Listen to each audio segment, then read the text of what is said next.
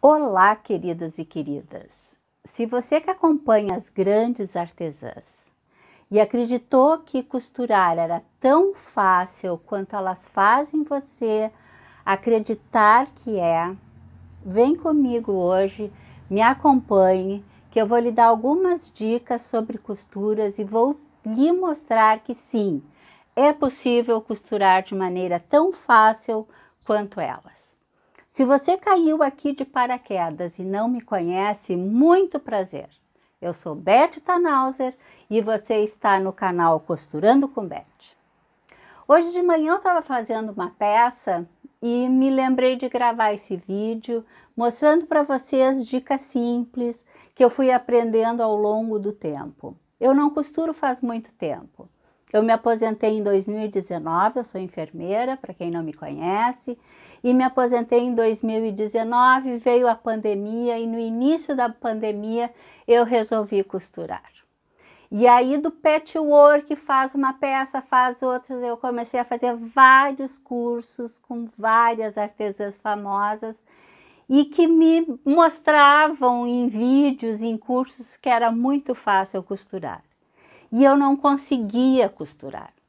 A minha primeira necessaire, ela era para ser enorme e ela ficou deste tamanho. Olhe a minha cara de decepção. O que eu faço com uma necessaire que tem 4 dedos de tamanho? E aí eu fui aprendendo com o tempo, com a experiência, com muita necessaire costurada torta, que sim, é possível com algumas dicas. A primeira grande dica que eu vou te dar é a seguinte: tenha perto de você ou tenha sempre junto a você um caderno. Esse é meu caderno de costura, em que eu anoto tudo, todos os tamanhos, todas as peças que eu já fiz, tudo que eu já fiz até hoje está aqui dentro, com todos os tamanhos e maneira de fazer. Por quê? Porque quando eu quero voltar lá, nesta primeira necessaire, eu vejo aonde eu errei e boto embaixo, não deu certo. Você fez assim, tá tudo anotado aqui. Este é o meu caderno. Ele é quadriculado, deixa eu abrir para vocês verem.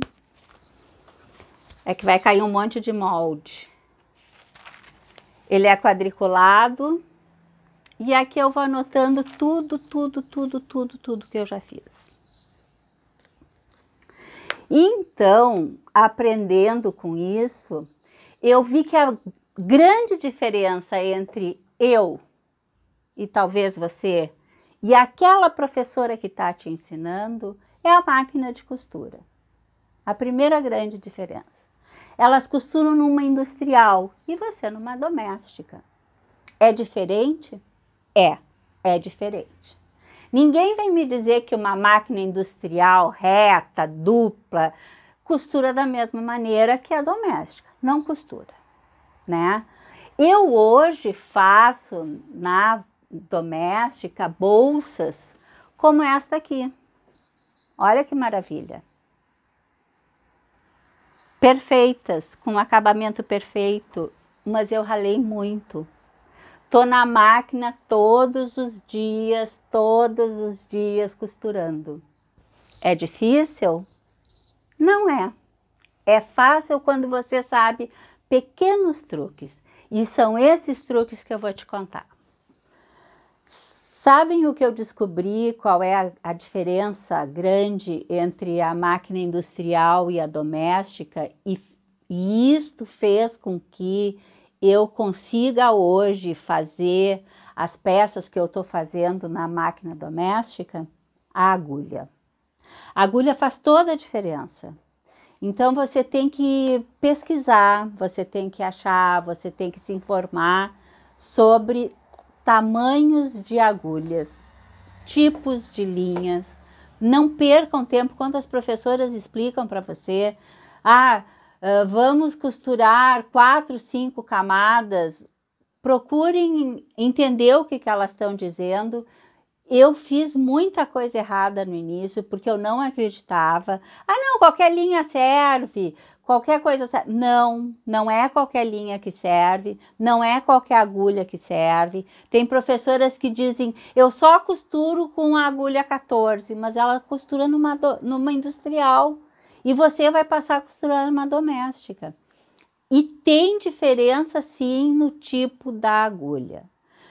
Por exemplo, uma agulha 14, ela costura tricoline, 1, 2, 3, 4 camadas de tricoline, você pode até colocar uma manta. Faça o teste na sua máquina, coloque 1, 2, 3, 4 e veja o tipo de ponto que vai ficando. Porque a agulha, ela tem que entrar no tecido, e até lá embaixo a bobina, fazer o nozinho e voltar e fazer outro ponto. É isso que a agulha faz. É como se você costurasse à mão, só que de uma maneira muito rápida. Então, quando uma professora chega para você e diz assim, ah, eu costuro só com a agulha 14, joia, mas ela costura numa industrial. Então, ela consegue costurar 6, 7 camadas com uma agulha 14 na industrial. Você numa doméstica, não. Você não consegue costurar tricoline, manta, forro, fazer a união de tudo na caixinha de leite com uma agulha 14. Depois de você ter feito costuras, todas as costuras, quer dizer, a agulha já não tá tão igual, a caixinha de leite é uma das últimas coisas que você vai fazer, e aí ela não costura. Aí você vai ver, a caixinha de leite sai assim, torta. Então, eu quando fui fazer essa bolsa, que eu mostrei para vocês, que a caixinha de leite aqui embaixo tá certinha, ó, eu estava costurando com uma agulha 16. E costurei com a 16 desde o início. Então, vejam na máquina de vocês os tipos de agulha que tem. Eu, para costurar sintética, esses dias eu fiz uma bolsa linda, sintética, com uma agulha 19. Então, dá para costurar assim, quando eu disse que dava para costurar, dá para costurar assim na máquina doméstica, desde que você tenha esses truques. E um dos grandes truques é uma caixa cheia de agulha, de todos os tamanhos. E aí você vai conseguir sim fazer peças lindas, como eu tenho feito. Mantenha a tua máquina limpa. Limpa por fora, limpa por dentro, tem vários cursos, as próprias artesãs em começo de curso, elas ensinam você a mexer na máquina. Mas e a limpeza do lado de fora, né? Quanta sujeira junta, quanta coisa junta. Limpa com lustramóveis. Um paninho e um lustramóveis, tá? A segunda grande dica é: tenha bons acessórios, tanto tábua de corte, quanto tesouras, quanto cortadores circulares. Tenha bons acessórios, não poupe nisso. Outra coisa, não churaminga por miserê de tecido. Eu corto todas as minhas peças, eu corto com meio centímetro a 1 centímetro a mais. Principalmente as peças internas. Por quê? Depois eu vou te mostrar o porquê. Outra coisa, tenha como seu aliado o ferro. Quando a professora disser: ah, era bom você passar o ferro, mas eu não vou passar, você para tudo e passa o ferro. E o seu grande amigo, esta pecinha, o desmanchador de costura. este aqui vai se tornar o seu grandíssimo amigo, porque o que você vai desmanchar, e não tenha preguiça de desmanchar. Desmanche, refaça, desmancha, refaça. Eu não fiz isso aqui, porque eu escutei de uma professora dizer, não, a gente só troca o tamanho. E aí eu cortei o que estava errado e ela ficou um porta-fone de ouvido. Quando você for cortar uma manta, corte ela bem maior do que a medida do tecido, tá? Corte ela maior, passe o ferro, essa aqui é uma manta R1, ou seja, ela tem resina de um lado, então você passa o ferro. Aí a professora já vai para a máquina e você acha que pode ir para a máquina também. Não. Olha aqui um outro aliado seu. Alfinetes. Os alfinetes, eles seguram, porque o tecido tem vida, gente. Ele de repente começa a andar, e quando você vê a peça está toda torta. Então, alfinete.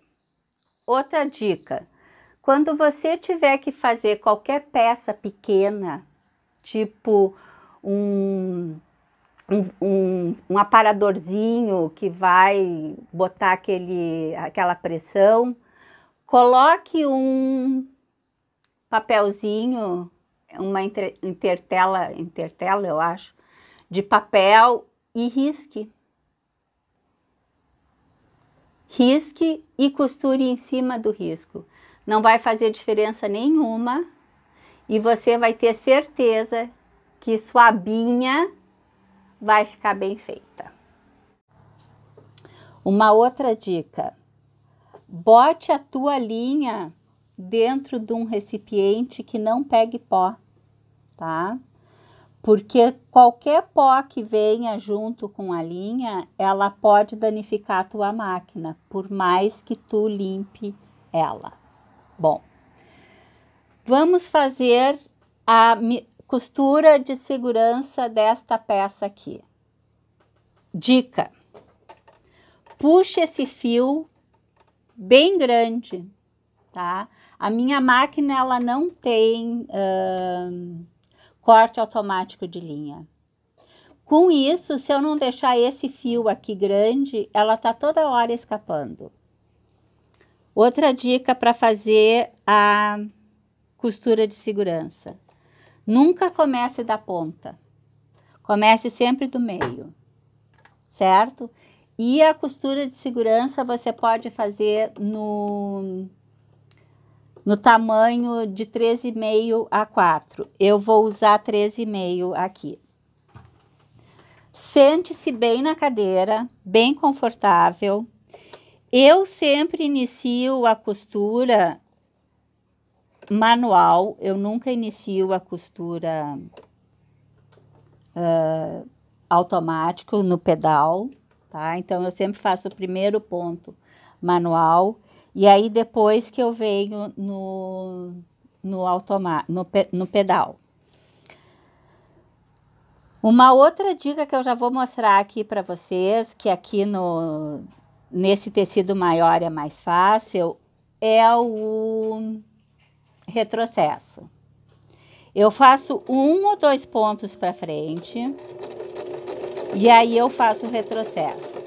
Tanto na costura principal, na costura inicial, quanto no final, tá? Porque se você faz isso no início do tecido, ele se enruga todinho. Ele fica uma nhaca ali. Pelo menos na minha máquina, na sua pode não ser, tá? Então, vamos lá fazer a costura de segurança. Já volto e mostro para você. Ó, eu tô chegando no final da costura, aí eu passo e faço o retrocesso. Tiro da máquina. Sempre deixando a linha bem comprida, tá? E tá pronto aqui a minha costura de segurança. Agora, o que eu vou fazer? Agora eu vou refilar isso aqui. Uma outra dica que eu dou para vocês é terem uma tesoura só para cortar a manta, tá? A manta, ela... Eu tentei fazer os cortes da...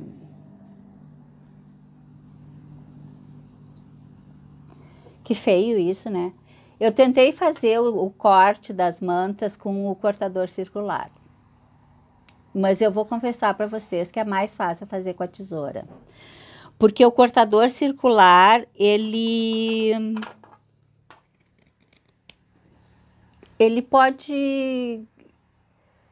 Além de tu ter um cortador circular só para manta, ele não fica legal, assim. Ele parece que não fica bem retinho, não fica bem certinho.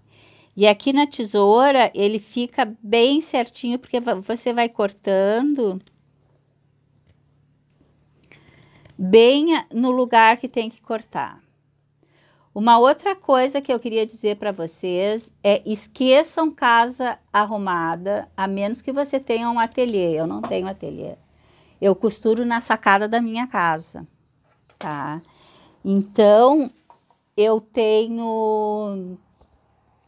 Por aqui, assim, tudo é tudo costura, né? Eu tenho uma coisa com isso, que o meu sonho era ter um armário com todos os tecidos, com todos os acessórios, mas é impossível, porque eu costuro na sacada da minha casa. Meu marido diz que eu sou uma privilegiada, porque eu olho para frente e eu enxergo a Lagoa do Violão. Para quem não sabe, eu moro em Torres, né, no Rio Grande do Sul, e meu marido diz que eu sou uma privilegiada, porque eu, quando olho pela sacada, eu tenho esta vista. E sou mesmo, né? Porque várias e várias vezes eu paro, desculpe, a mão ficou na frente. Eu paro aqui assim e fico pensando um pouco na vida, agradecendo a JC, a vida que eu tenho. E isso é muito bom, né? Como é bom tu poder pensar, você poder pensar na vida que você tem. Mas vamos lá, que a gente não veio aqui só para conversar. Só para vocês saberem, eu tô fazendo uma carteirinha de vacinação, uma capa para carteira de vacinação do kit maternidade, de um kit maternidade. Então, isso aqui é uma outra dica. Se o tecido de vocês estiver lado, procura deixar, por exemplo, isso aqui é coraçõezinhos, ó. Procurem deixar os coraçõezinhos todos para cima, nem que vocês tenham que gastar mais tecido. É aquilo que eu disse no início. Não venham com michuruqueza de tecido, tá? E aqui eu vou mostrar para vocês.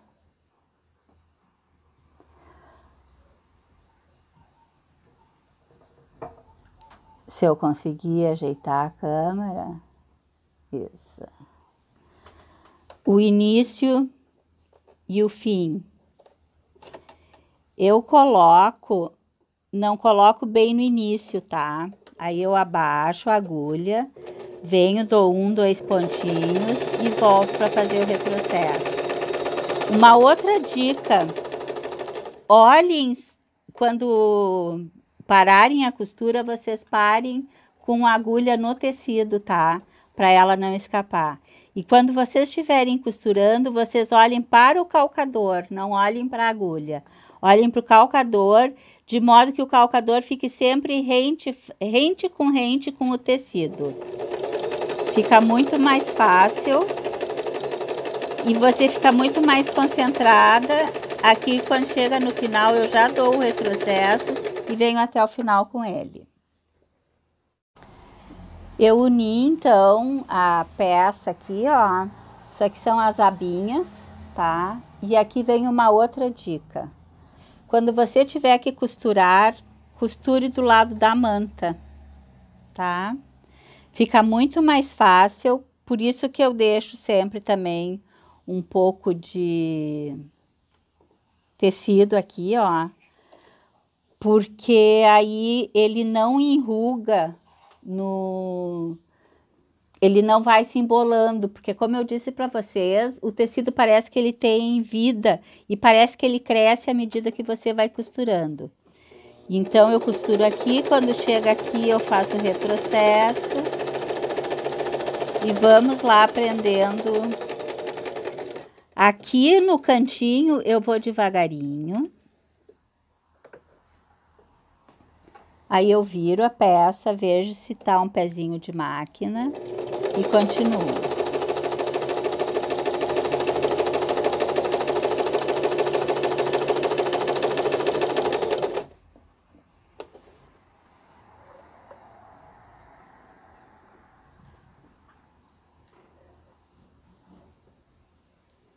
Essas são as dicas que eu tinha para dar hoje para vocês.